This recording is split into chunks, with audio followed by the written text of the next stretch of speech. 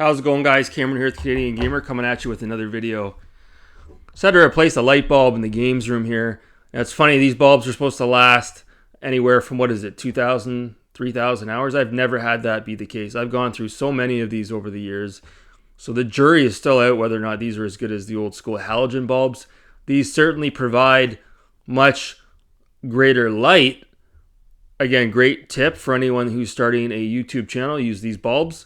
But as far as lifespan is concerned, again, the jury is out. It's just like, when you go to the store and you buy those ultra white, hot white light bulbs for your car.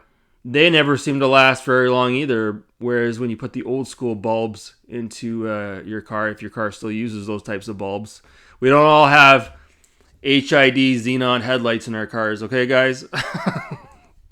Those old school bulbs tend to last a lot longer. So yeah, a few things to mention here. Obviously, I've had a significant boost in subscribers over the last couple of days. At least 40 to 50 new subscribers. So anyone who's new to the channel, really do appreciate it. And also as well, you guys aren't going to believe it, I've never had this happen before in my life. I've heard of it happening to others, but I never thought in my wildest dreams it would happen to me. I was in the city today, and I was actually at the retro gaming store in my area, and a gentleman came up to me, and he's like, CG? I'm like, what? Because again, you never think, you hear about it, but you never think that's going to happen. He's like, yeah, Canadian Gamer? He's like, I watch your channel. He's like, I'm subscribed. He's like, I don't always comment. He's like, but man, he's like, well, first off, he couldn't believe it was me, and I couldn't believe somebody recognized me. And he's like, yeah, he's like, I just want to say, he's like, your last couple of videos have been really spot on. But he said to me, and we talked for about 20 minutes. I couldn't believe it. The guy who owns the store must have been like, what the fuck? He's like, I watched your video last night. He's like, I just want to say, he's like, you're spot on with regards to the Geek Getaway and his Charlie Manson-esque cult. He didn't call it that, obviously. And he's like, I'm worried about Dazed Gaming. He's like, I feel like Dazed Gaming has been mind manipulated. And he's like, I wish we could do something for that guy. He says, he's like, I used to really enjoy Dazed Gaming's live streams. And he's like, it's highly intolerable now. He's like, I can't watch them anymore. He's like, I feel really bad about the guy. He's like, can you try to reach out to that guy and talk to him? I couldn't believe it. So, yeah, I agree. Dazed Gaming, he's under some sort of black voodoo spell right now under the Geek Getaway. I don't know what else to say. Hopefully somebody can come around and help that guy out, because out of all those guys within that crew, that car wreck we're looking at, the only thing that can be salvaged, I think, would be Dazed Gaming, if somebody could sort of pull him away from that cult he's in. So yeah, the guy I was talking to, I told him I wanted to respect his privacy, so I'm not going to obviously name names, but you know who you are. And if I do see you in the comment section today, again, I really appreciate it. It's cool chatting with you, and hopefully we bump into each other again. So yeah. So the next thing I want to talk about here, I know I'm probably going to get a pitchfork up the ass for this one. This one's not necessarily gaming related. It's more YouTube related, content creator related, if you will.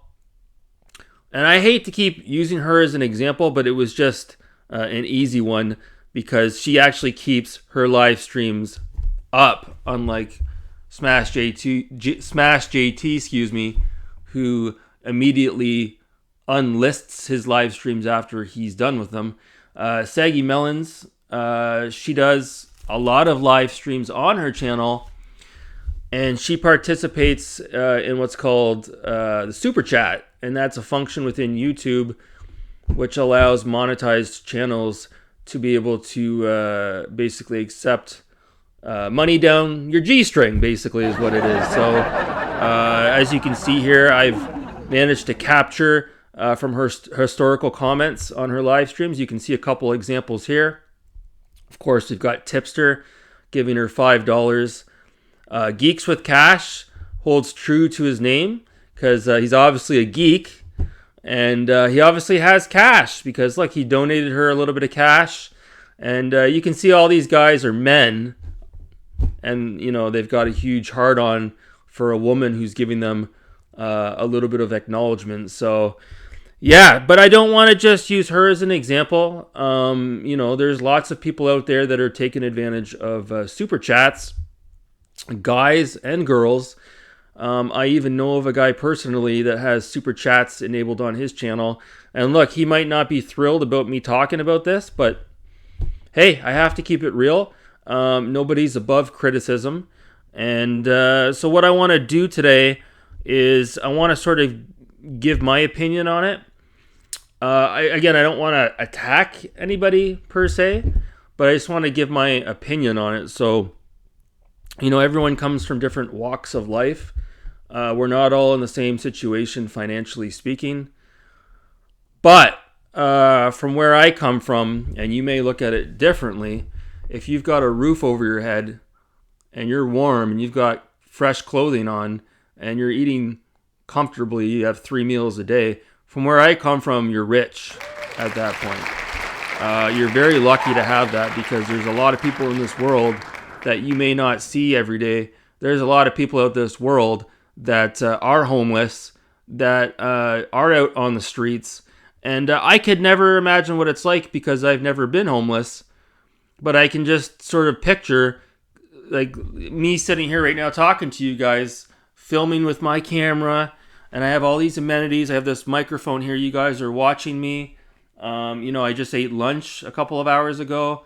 I have nothing to complain about. But could you imagine being homeless on the street in the middle of the winter?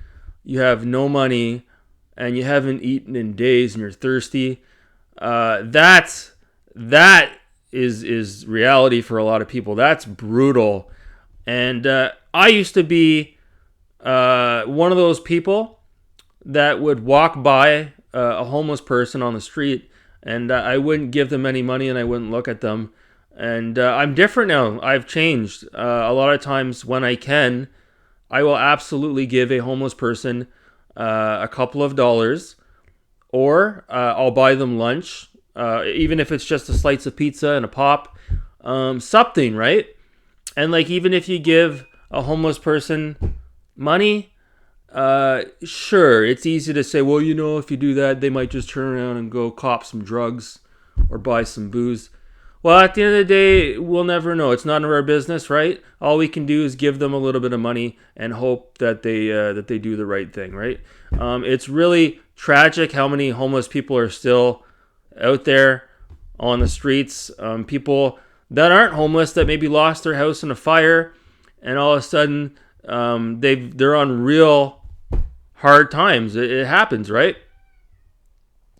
So when you see someone who's living reasonably comfortably, that's either posting videos in their hot tub or their swimming pool, or they've got a nice microphone or a nice laptop, or reasonably well living conditions, and you're asking people for money, I don't understand that, to be honest with you. I think that's morally unethical.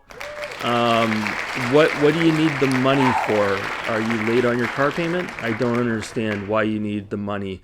I would never, ever, ever accept money from any of you guys. I don't need your money. I work for a living. I don't need any handouts. That's absolutely ridiculous. Now, it's tough to say that, though, because there's different situations. What if you are doing YouTube full-time as a career? Someone like Review Tech USA, maybe it would make sense to have super chats. He doesn't work outside of YouTube. That's his only means of income. So am I wrong to suggest that maybe if you're doing it full-time, it makes sense? I don't necessarily agree with Review Tech USA and his super chats. But if he's doing this full time and it's a legitimate career, and let's be honest, you may not like his content, but his production values are over and above what a lot of us are putting out, right? But if you're just doing this for fun, like a hobby, like me, and you're streaming and you're accepting $5 super chats from people when you clearly are doing okay, you might not be rich, but you're not hurting. Again, you're not scraping to make ends meet. You're eating 3 meals a day and you have a roof over your head. How can you feel comfortable with yourself taking money from other individuals? That just doesn't sit right with me. I would never be able to do that. I would apply for social assistance or welfare or unemployment insurance before I would ever ask you guys for money.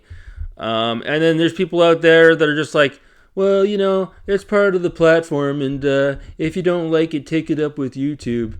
Yeah, that's the right attitude.